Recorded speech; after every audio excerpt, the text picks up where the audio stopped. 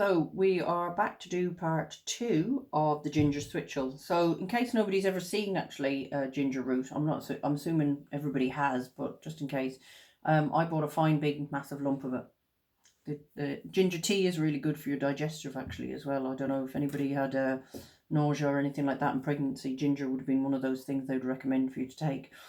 It's also very warming, and as I said earlier on, it's anti-inflammatory properties. Ginger tea is lovely to have in wintertime, or with a bit of honey and lemon if you weren't feeling the best. So there's our ginger in the water, and I left that sitting on our counter for a couple of hours. Not in direct sunlight now or anything, just counter that's out of the sun itself. So I'm going to use, this is Bragg's apple cider vinegar, okay? And this is a bit like the kombucha in that the longer this is left, if you've ever left a bottle in the in a cupboard, it'll begin to develop the mother. So the mother is like the SCOBY of kombucha. And you might have thought, oh God, my apple cider vinegar has gone off. But it just means it's actually fermenting. It's continuing its fermentation. So apple cider vinegar, quite alkalizing, good for inflammation as well.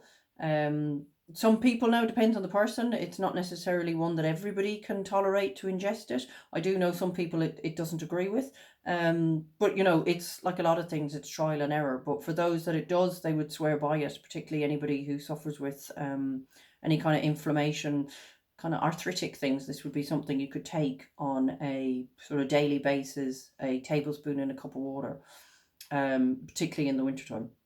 So we're going to put in a half a cup of apple cider vinegar and a half a cup of honey.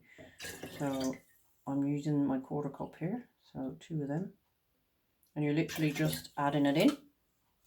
It is not complicated at all to make this, which is one of the things that I like about it. So this is honey. This was local beekeeper gave me this honey actually. I'm not sure if this is one of the ones that I cleaned. So that's why it's a little bit cloudy. It might be I think it's one of the ones that I cleaned, which means, so that it was cooked up to temperature slightly. Sorry, I wasn't cleaning the honey, I was cleaning the wax. And this was the bit that was left over. Or sometimes this would be what beekeepers would get as well. Nothing wrong with it, it's still honey. And obviously the more local your honey is, those bees have eaten plants from around you. So it's all of the same kind of thing. They call it macrobiotics. It's kind of interesting because macrobiotics as well has rice in it, which always kind of confused me slightly. But there's parts of lots of things that I take with, and there's some of it I go, not sure I quite understand that. So we're just going to add 2 quarter cups of the honey to this. So it's kind of a little bit sticky, obviously, and a wee bit messy. So that's 1. And I'm going to get the other one out of here. So the earrings that I'm actually wearing today are ones that were made by a girl in Alaska. I came across a girl who used to live here in Ireland. We bumped into one another here. I didn't know her from Adam, and we were chatting. And she told me she's from Alaska, and yeah, led to a conversation. So I have family that live over there, and I went to see them last year. So when I went over last year, funnily enough, bumped into her, as you do. She came down to visit. It was one of those random things. She just contacted me and said, oh hey Fiona, I can't even remember what it was about now. Anyway, she came down to meet us. Coincidence that we happened to be there. And she was wearing a really groovy pair of earrings. So they're a little memento of our trip that myself and my eldest son took. Went over to visit our family. My uncle has lived over there for about 50 odd years now. So we're just going to add in the honey. So as you can see, it's sticking up the sides a little bit. So with the honey, obviously you've got to mix it in a little bit more vigorously than obviously the water and the ginger. But I can even feel it's dissolving in it, because I can't feel any more lumps. So I won't be too vigorous about it. Might give it a shake with the lid on.